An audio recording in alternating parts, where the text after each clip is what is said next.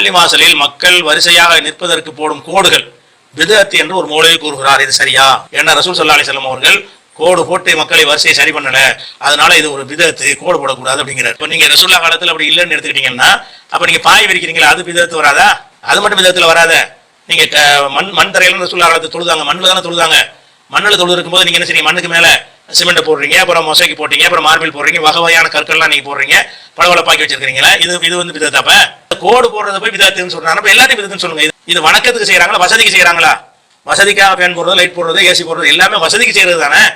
அப்ப நீ மண்ணு தரையில போய் தொழுங்க. அந்த அஜர்த் என்ன செய்யணும், ரசூலுல்லாஹ் காலத்துல மண் தரையில நெத்திலாம் சேர்லாம் ஒட்டிடும், அப்படித்தான் தொழுது இருக்காங்க.